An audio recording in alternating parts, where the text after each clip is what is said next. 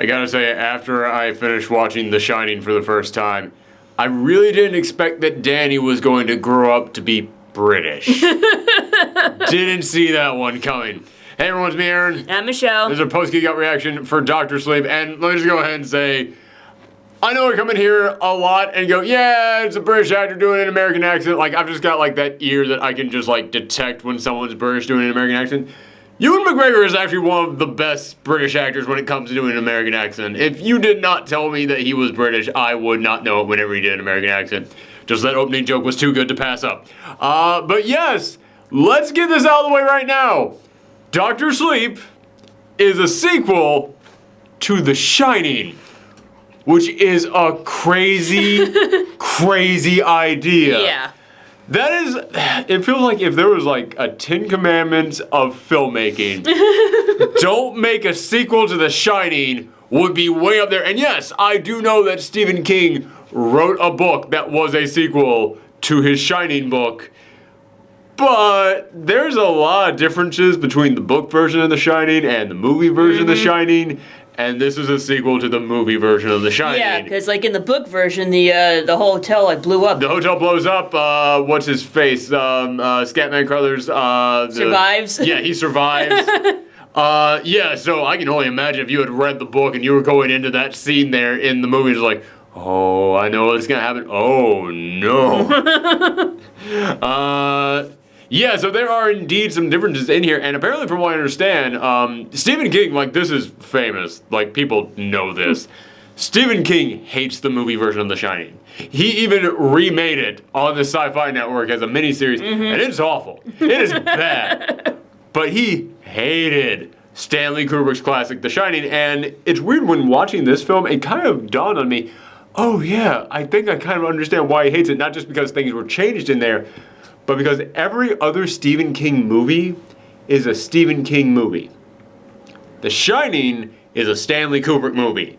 Like, you look at The Shining and like, Stephen King didn't make this. No, not at all. This is in no way a reflection of Stephen King in any way, shape, or form. It's a reflection of Stanley Kubrick. Yeah, and it shows. Like. Yeah, so as I'm watching this one, from what I understand, the filmmaker actually did have to go to Stephen King and get his blessing to have this be a remake, or not a remake, but a sequel to the movie version of The Shining. He had to get his permission on that, which I respect him a lot for that.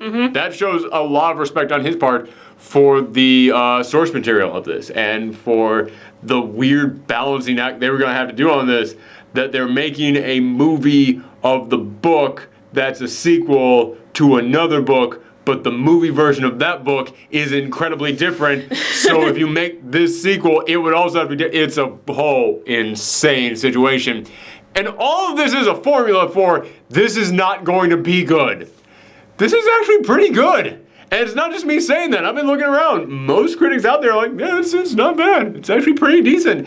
And you know what? Cool. When you are going into the sequel to The Shining, pretty good is the best you could possibly get out of this. Like, I was looking around on Rotten Tomatoes, it's got like 74, 73%. And all I could think was, there's at least 15% of critics out there who are going to hate this no matter what, simply because it's a sequel to The Shining and you don't do that. So yeah, it's really impressive that they were able to pull that off. But what is this movie actually about? This movie, it follows Danny Torrance, and it's him years down the line. He is now an adult. It's in the present day, and he has not had an easy life. Yeah, I'd imagine a lot of psychological damage after that incident. It's not just what happened to him at the hotel. Remember, he can see ghosts. Yes. And the ghosts at the Overlook Hotel are like, oh, kid, oh, that's a tasty treat, and we ain't about to let you get away. So the ghosts from the Overlook Hotel have been hunting him down this entire time, and he's spent his entire life just learning how to lock them away in boxes, which anytime that you see him having to lock a ghost away in a box, yeah, they cut to like that big hedge maze and you just see like this empty box there just slowly closes. It's really well set up how they managed to do that. They don't go overboard with it, but they give you like these little flashes that are just very haunting. But now he's an adult, he's doing coke, he's drinking, and when this thing opens up, it's set in the past. It's showing Danny and his mom after they moved to Florida, and they're all basically just trying to move on with their lives. Mm-hmm. And one thing that I gotta give this movie is that it is shot incredibly well because they're trying to capture the tone of the way that The Shining was shot, but The Shining was all in one hotel, in a very just snow-drenched hotel, everything cut off out there in the woods. So when you have this look to that film, but now you have to take that look and move it to completely different locations, that is a huge task. Mm-hmm. And I'm honestly kind of shocked that the filmmaker was able to pull that off. I mean, one of the very early scenes in this movie is Danny on a beach in Florida. The exact opposite of the setting of the Overlook Hotel. And yet it's just shot in this way that you just look at it and just go, yeah, that's kind of, if you had a scene like this in The Shining, it probably would have looked like this. And it's not just like the filmmakers, it's the cinematographers, it's the lighting, everything in here just kind of leans into the feeling that The Shining had. And you can only say that so far because, as I said, everything in here looks completely different. And also, big shout out to the actors in here because the actress who is playing Danny's mom in these flashbacks, she doesn't quite look like the actress in that film, whose name I constantly keep forgetting. But there was a moment in which Danny gets lost and she's running around, Danny! Danny! Oh, Danny, where'd you go? I thought they took the voice lines from The Shining and just dubbed them in over that line. She just nails the portrayal of that character. But what happens is, but that is the opening of this film. When it comes to the present day, and now he's drinking, he's doing coke, and they've got like montages of broken flashbacks that he's having the next morning when he wakes up, he's trying to figure out what happened to him the night before and why he's got a headache. I'm like, oh, okay, well, I guess all that's gone. I guess all the compliments I was building up for the way this thing is shot to look just like The Shining, all that's taken care of now. But it's really only that scene. It is only the first time that we get introduced to drunk, alcoholic, cokehead, older Danny Torrance that this feels like a completely different scene. It almost feels like that scene was shot by a completely different director. Like it was a post. I keep forgetting what it's called, but after the film was done, they were like, "Oh, we gotta do one more shot in here that we've got to do." And they edited in post. Yeah, that's it. It was done in post. Yeah. Like they just got a completely different director to come in here and just handle that one sequence. And that was really the only sequence in here that really made me go, oh, I don't know if this is gonna be good. After that, it went back to being the film that I had been enjoying there in the very beginning of this. And what happens is that he ends up basically just trying to escape from himself. He has spent his entire life just roaming around the countryside, just looking for a place to belong. I'm assuming his mother died. Yes. They do later on say that his mom, Wendy, ended up dying when he was like 20 years old. But he's now just basically just roaming from town to town. And something is calling to him in this one certain town, but he doesn't know why. He just gets this feeling he needs to go there. And he goes to this town, and there's this little community project in like the center of town where kids come in and they just build a tiny replica of the entire town, which that is introduced incredibly well because the camera's just zooming out as Danny is walking up to it, and then you see the buildings there in the background suddenly appear in the foreground as well, but much smaller. And I thought, is he having like a drug trip? Is this his ghost vision? Is this The Shining kicking in on him right now? And they want you to think that, like, because there's creepy music playing at it as well. But the guy who runs this whole thing, he then comes up and goes, "So are you from out of town? Listen, man, I can tell when someone's got problems. I've been there myself." So he decides to help him out. So he hooks him up with a place to stay. It's in some old lady's attic. It's like only $85 a week, so it's basically like the cheapest place in town. But he lives in that same building as well. You can tell like this is kind of a house for people who have had troubles in their lives. And he ends up getting Danny to go to Alcoholics Anonymous.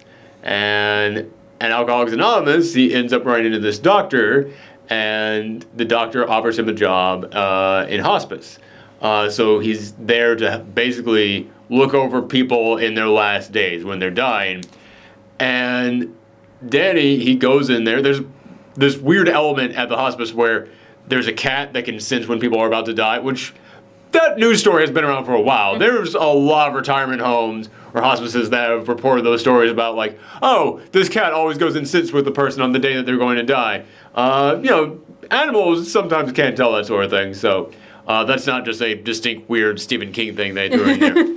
But he chases the cat into this room, and the old guy in there, he's telling him, I'm scared, I know what this means, the cat, he's been right about this every single time since I've been here, and I'm scared about this thing. And then Danny, this guy who, a few days ago was a drunk cokehead, he's been sober for 24 hours at this point, he has to basically use his shining to help this guy accept death. And when that happens, Danny kind of finds a calling. And then it cuts ahead by 8 years. And after this time, Danny's now been sober for 8 years. And he's been working in this hospice. And he's actually been helping these people out. He's kind of found a calling for himself. And this movie, it's long. It is 2.5 hours long. But it never feels like it drags. And this is one of the best things I can say about this movie, is that even though it's 2.5 hours long, it feels like it needed to be that long. Because it feels like we are watching an entire journey of this man. Mm-hmm. Like we are watching him go through this massive change in his life. And because we are with him through so much time in this film, and because we're willing to just sit with him for long periods of time in this film, that development seems more natural. Like I said, there's an 8-year time skip in here. And when we get to the end of that 8-year time skip, he is very different than he was at the beginning of that. But because we spend so much time with him, you now buy this new version of Danny. You get a whole other introduction to this new version of Danny, but you got all the seeds that you need to be introduced to what he's going to be after the 8-year time skip in there. And it's one of those things where towards the end of this film, I had to stop and I thought about the Danny that we got introduced to at the very beginning of this film, where he was like the drunk getting into bar fights. And I just went, wow, I cannot believe that was the same guy. And that's what you should be saying about someone who's been sober for 8 years after hitting rock bottom. I think the film did a masterful job with that, and it all comes down to the pacing of this movie. I think it does a great job with that. But, things can't be good for Danny for long. Because there is another girl out there. She's also got The Shining. And she's young. She's about 13 in this film. However, you do get introduced to her when she's like 5 in the beginning. And she actually kind of reaches out to Danny when she's 5 years old, and they start having like a pen pal relationship, because in the room that Danny moves into, there's a big blackboard, and she just starts writing on the blackboard like, hi. And he goes, hello, just writes back to her. And 8 years later, they're still doing that. You can tell they've had like this weird like, hey, have a good day at school kind of thing, just like, how's it going? Listen, I know you got the thing that I do. I know you can't talk to anybody about, but on this little blackboard, we'll just write each other a little good luck today kind of message. It's a sweet little thing. So it wasn't like mind reading like in the original Shining or... No, but I mean, that kind of stuff does get introduced in here, but it's, The Shining is a vague thing. It is very vague. It can be a lot of different things. It's like detecting ghosts, psychic powers, anything psychically. Like, I mean, heck, when you realize the fact that all Stephen King properties are supposed to exist within the same universe, that means that Carrie also had The Shining. So it's also telekinesis, apparently. Mm-hmm. So now 8 years later, she's like 13 years old. And people are now coming for her. This is when we get introduced to the villains of the film. Well, we were introduced to them at the beginning of the film, but this is when they actually start becoming important. Mm-hmm. There are these villains who, they're kind of like shining vampires. They don't call it The Shining, they call it Steam. Because... Steam? Yes, because when they feast on people with The Shining, like smoke or steam comes out of their mouth and they just inhale that and that's what they eat. And they have these canisters that they basically collect that stuff in. And by doing this, they become immortal. Well, not really immortal, but they can live for a very long time. Hundreds and hundreds and hundreds of years. So they've been going around this whole time, just killing people, just sucking in their steam, and they end up killing this one kid, and that kid reaches out and ends up contacting the little girl, whose name is Abra, by the way, which is kind of weird, because I get that's supposed to be like magic, abracadabra, but it kind of gets introduced when she's 5 years old, and she is at a birthday party, and they're asking, does anyone know a magic word? And she goes, abracadabra. And then that's the first time that we see her shine power. She makes a bunch of spoons stick to the ceiling. And she goes, abracadabra. And then you cut to present and everyone calls her Abra. So I'm wondering, did her parents just name her Abra? Like, and it just turns out that she also had magic powers? Or is it just a nickname? I wonder that throughout the entire film. What if her real name is Abby? Abby? Oh, you know what? I'll accept that. Unless she's a Pokemon. Yeah. I'll accept that. I'll take that response. Okay. I'll accept that. So, this kid reaches out, contacts Abra, then Abra contacts Danny, and they start having to now work together to try and figure out, okay, what are these things? However, the psychic vampires, whatever you want to call them, they know that someone was spying on them that night. They know someone saw what they did. Oh, she's got a lot of steam to her. Oh, more than we've ever felt, and steam's starting to dive around the world. This could last us for years, this one girl. We have to go and we have to get her. So it then basically becomes Danny and Abra having to figure out a way to stop these psychic vampires. And I really enjoyed Danny in this film. I really enjoyed Abra. They have a really good relationship with each other in here. There's a lot of really solid supporting characters in here. Like there's Danny's friend, the one who gets him to go to AA. There's like this long monologue that he has about smelling death, about what a dead animal smells like. And it's just this long, slow, creepy story as it's zooming in on him. Yeah, he is great in that one scene there. He doesn't do a whole lot throughout the rest of this film other than just support Danny, but he gets his little moment to shine in there, no pun intended. And I think that a lot of the characters in here, they get like their one little moment to kind of stick out and be like, oh shoot, yeah, okay. Character with some depth right there, nice. And as I said, just like with the beginning of this film, the big star of this movie is the way that this is shot. Because this is not set in the Overlook Hotel until the end, which is not a spoiler because that's in all the trailers. Which makes me wonder how the book version of this ends. Because no way in the book do they go back to the Overlook Hotel because there's no Overlook Hotel in the book. Yeah, aside from the end of this is not set in the Overlook Hotel. And yet I kept looking at this thing going, you know what? Maybe it's the colors, maybe it's just the lighting, maybe it's the camera angles, maybe it's all of them working together, but this does really have that same tone as the way that The Shining was shot. And it's really impressed me how they were able to carry that out. Now for the negatives of this film. The negatives are that, honestly, this one's not really so much a negative, it's just one of the reasons why I'm not more into this movie, is that, yes, the slower tone of this, it did work incredibly well for this film. But there's never really anything in here that makes you go, oh, wow, this moment here. There's never any huge, massive gut punch. There's never anything really all that big and emotional in here. There's never really anything that really gets your blood pumping all that much. You're just kind of chilling with these people for 2.5 hours, just seeing this journey that they're on. Which is kind of impressive that they're able to do that for 2.5 hours, and I wasn't bored. I was totally fine being there. But, you know, this movie, it never really gets above a B grade on anything. It's always kind of like, yeah, this is pretty good, not great, pretty good. So that's not really a negative. It's just one of the reasons why I can't be more excited for this thing, even though I don't have a lot of negatives to say. However, the big negative that I can give this film, the villains suck. The villains are bad in this movie. They literally suck. Oh, they do, yeah. Yeah, they're vampires in multiple ways. Yeah, the villains are just... I keep talking about how The Shining, it was not a Stephen King film. It was a Stanley Kubrick film. This film kind of has that same tone where it's like, oh, this does not feel like most Stephen King properties. It doesn't at all. This feels more like, I don't want to say a more mature film, but this does feel like a better film than most Stephen King properties. I'm sorry, but Stephen King's got a lot of problems to a lot of his works out there. But anytime that we stick with the villains, I go, oh, there it is. There's the Stephen King. There's the Stephen King bullcrap. Oh my goodness.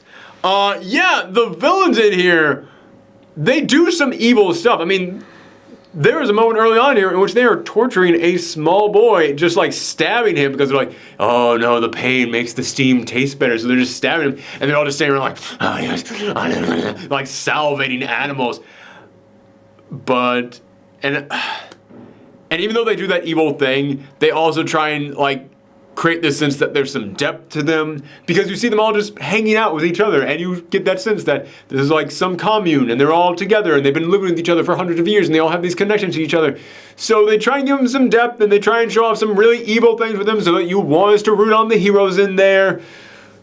But man, they really just kind of have this sense almost like they're just a bunch of hippies.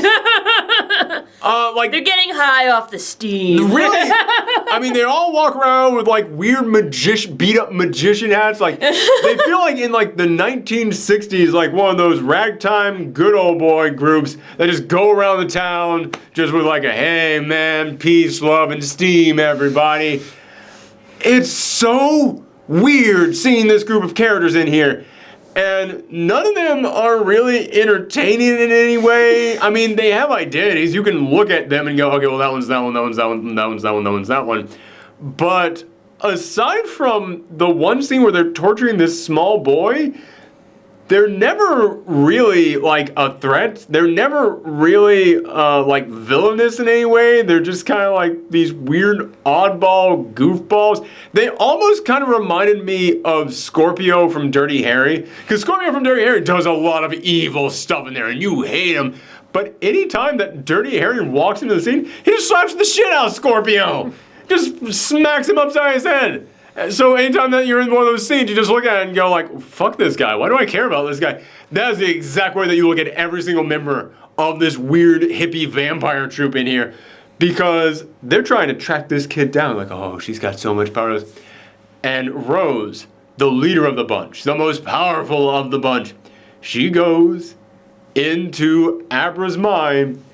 And Abra just traps her there and starts beating the shit out of her instantly. Like, there's this running thing about how everybody files stuff away in their heads. Like with Danny, it's the trunks inside the maze at the Overlook Hotel. Abra has got them all in like filing boxes. And Rose comes in there and goes, oh, is this the way that you file everything away? Oh, very cute. But in my mind, because she's Irish, but in my mind, it's a cathedral. And then she starts looking inside one of the boxes, and the box slams shut on her, starts ripping her hand up. She's screaming, no, no, let me out. And then Abra gets up and goes inside this big cathedral and just messing shit up inside her head. And like, this little girl just fucked up your biggest, baddest member. Why do I care? Why do I care about you guys? Aside from the one scene where you're torturing this little kid, you're not scary in any way. And all you've made me do with that scene is just cheer on the good guys. So now when we get to that scene of this little girl beating the shit out of your toughest character, good, applaud, yeah, I hate these characters. I don't care about them. Get their ass kicked. Do it. I was gonna ask, so like, what made them go back to the Overlook Hotel? Okay, so they do end up eventually finding Abra and... Okay, I'll save that part for the spoiler section. But there's another thing. Like, as soon as they find Abra, it's another moment that just makes you go, why are you a threat? Why? It's like, watching them go after Abra is like watching the coyote go after the roadrunner.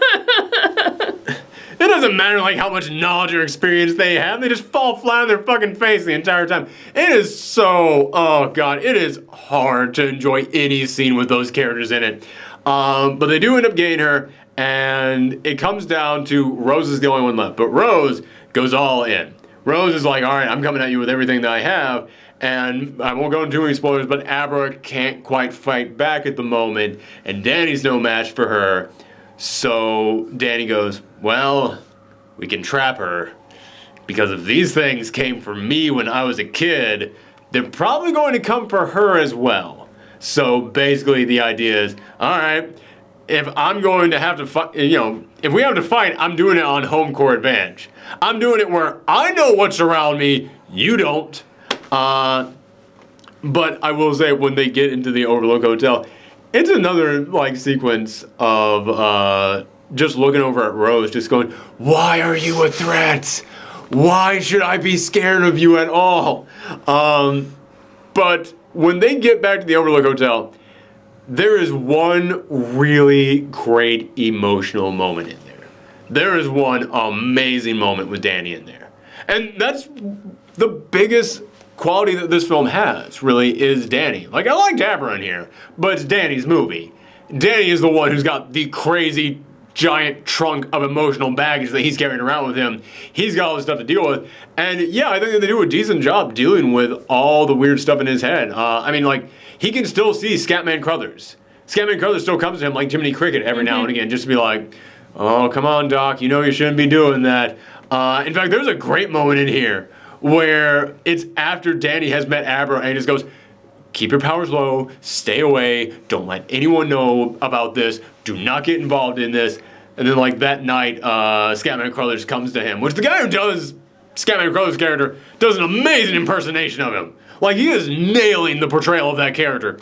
He comes to him and basically just says, "You know you gotta do for her what I did for you, right?" And he's like, "Why me?" And Scatman Crothers just has this great follow-up line of, "Why me? You just walked into my kitchen and you saw what happened to me." Yeah, it was this great way of kind of putting Danny in his place of going, "Yeah, man, you kind of gotta help out other people. That's what we do as human beings." But there's so many other great emotional moments in there. Danny, he's a recovering alcoholic. There's going to, of course, be that moment where he's tempted to take another drink. And yeah, of course it comes up. And when it came up, I was like, yep, just like clockwork. We knew it was all coming. But goddamn, I was so tense in that moment. I was more tense in that moment than I was in the entire rest of this film. So yeah, Danny sells this entire movie. But when they get to the Overlook Hotel, there is one sequence in there. I'll save it for the spoiler section, but there's one sequence in there that, holy cow, it is an amazing sequence. I talked about how this entire movie is just kind of at a B. This was one of the only times I went, yeah, okay, it's kind of going into A class right now. This one moment, this one exchange between Danny and another character in there, it's really good. But then, aside from that, the rest of the Overlook Hotel is literally just the greatest hits. It is literally just, you're gonna go down the hall, come play with us, Danny, forever and ever. Great party. Elevator opens up, blood comes pouring out.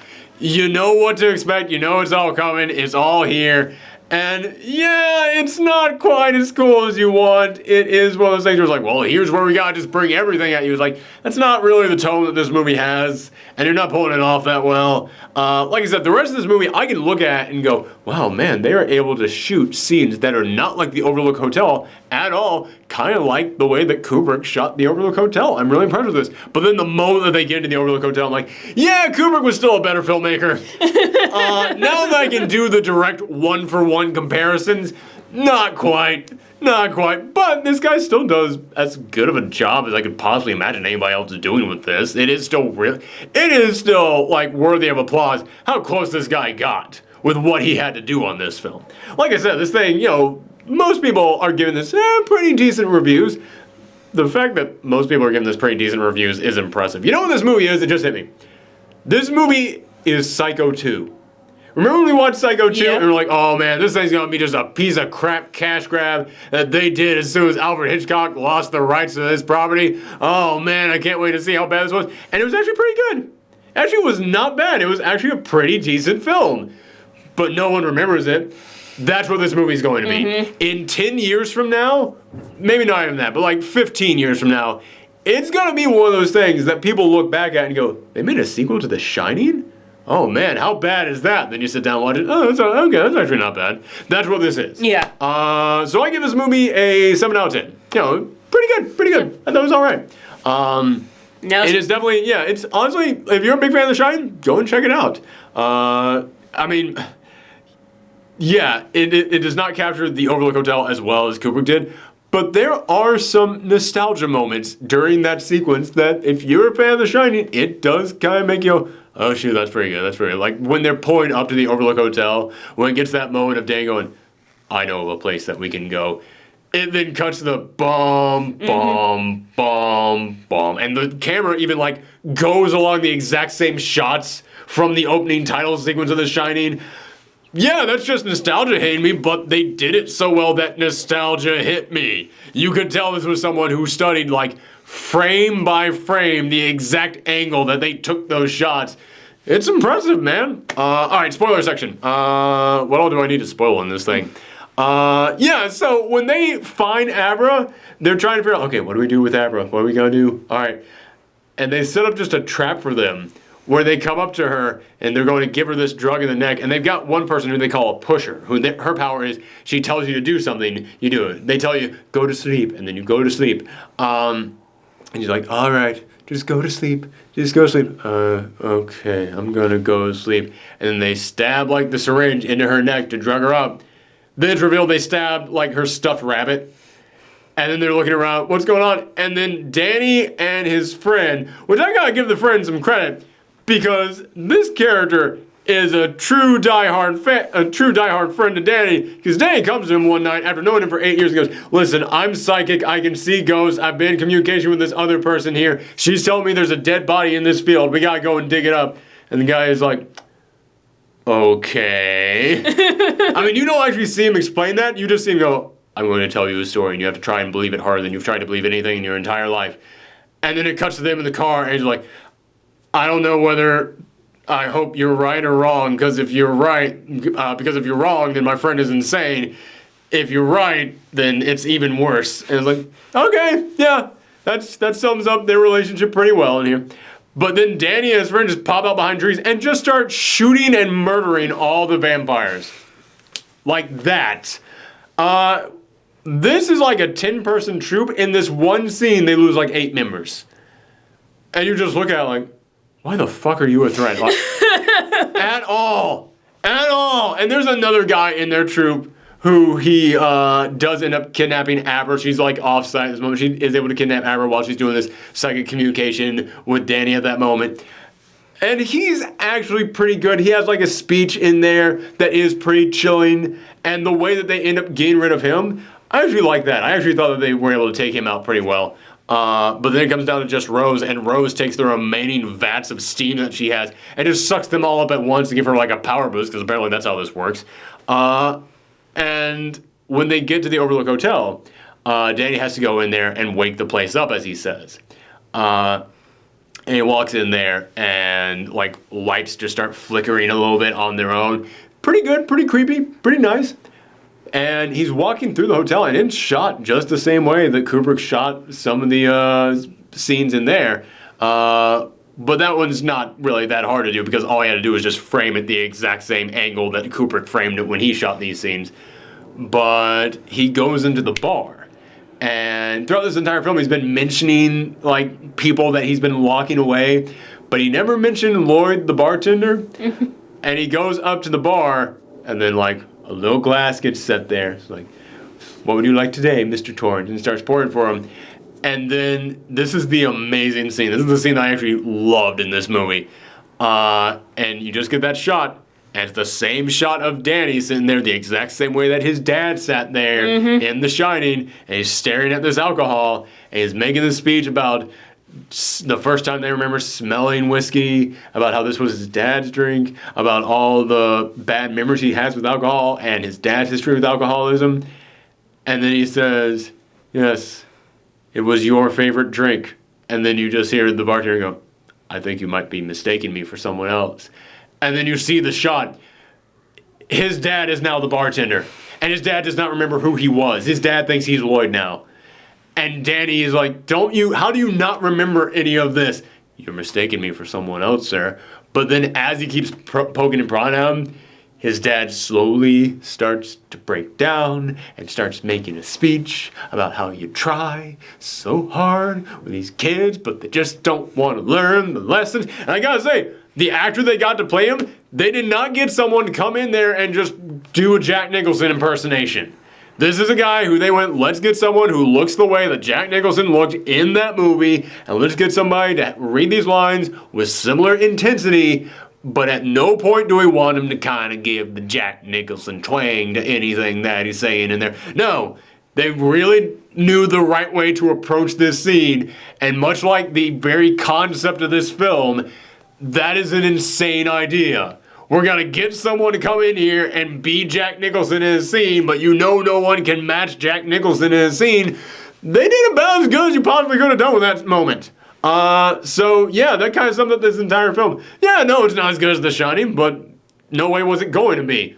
It's a pretty decent film. Pretty decent. Any other spoiler things I need to talk about? This film had to have had like some kind of a like product placement tie-in with Ruby. I gotta say that. RWBY. Yeah, because Abra is a massive fan of RWBY. She's got posters of it all over the place. She's got an action figure that they hold on for a long period of time here. There's a moment in which when she traps Rose inside of her dream, she gets up out of bed and she's wearing a wig from one of the Ruby characters in there, which is just weird. Like, I guess that they were trying to add, like, no, this is a thing that she likes. And yeah, a 13-year-old who watches anime, if she's having a power fantasy right now, she'd have, like, an anime wig on, I guess. But it's so weird that they keep trying to go, like, specifically go Ruby. Ruby. Like, it had to have been a product placement. Like, this studio has to be involved in the making and distribution of Ruby. That's all that I can imagine. It's so weird, and it took me out of this film a lot. Not that she had like Ruby posters, but that they just held on that stuff a lot. Yeah, I can't think of anything else to really spoil in here. I will say, it's no shock at all that the friend ends up dying in this film, but I knew that shit was coming. Like, this is a Stephen King property. That guy is the friend to our main character. I know it's coming. I guess I should. Actually, no, there is one other big spoiler. I honestly wonder if this was a request from Stephen King. And I do want to know, like, the backstory on why this moment was in here, because as we know, in the actual book version of The Shining, the boiler blows up and destroys the entire Overlook Hotel. This movie ends with Danny being overtaken by the ghost. Like, they're all just crammed in him. Like, the evil of the hotel is in him. And he's now hunting down Abra with an axe.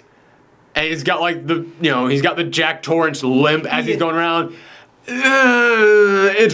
It's those moments in here where I'm like, okay, you're leaning too far into let's remind people of the previous film. Like, the opening shot of you going up to the Overlook, great.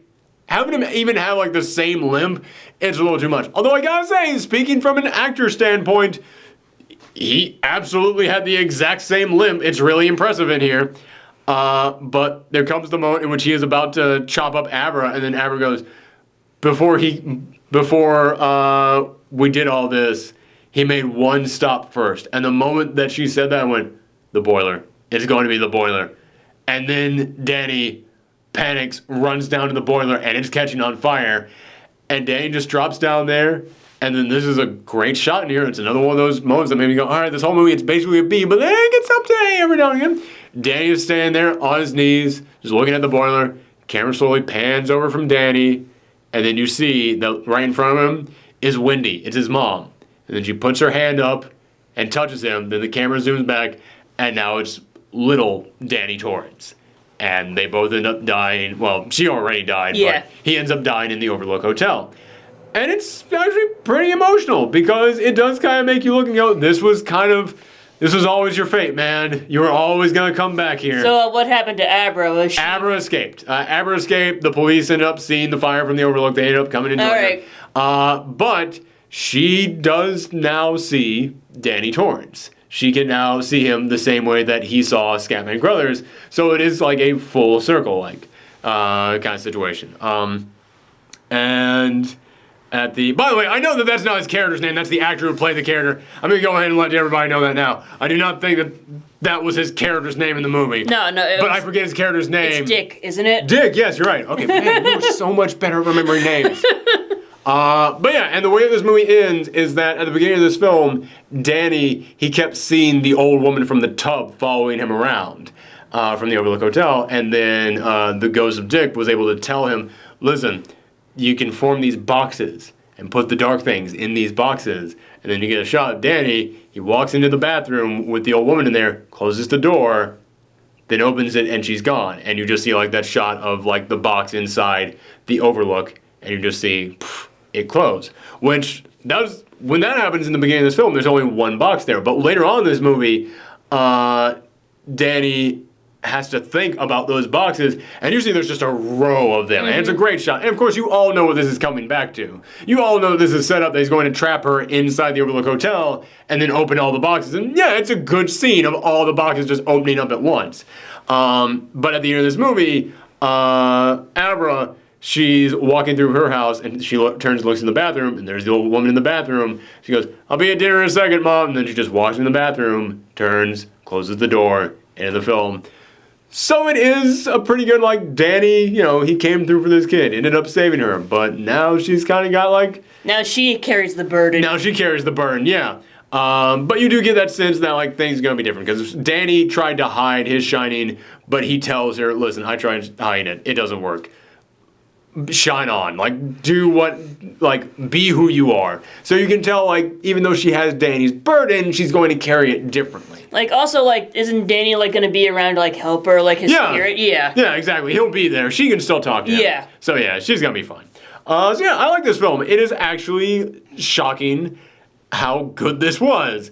It's still not great. I can't get up to great, but you know what? I'm not upset that I saw it. If you're a big fan of The Shining, it doesn't screw anything up, and it does actually add some pretty nice stuff in there. So, yeah, it's definitely worth checking out. But thank you guys very much for tuning in. We got another review coming up in just a little bit for Klaus, which doesn't come out on Netflix until next week, but we actually got to see an early screen of it in theaters, so we'll be talking about that. Come back later, everyone. Bye. Bye.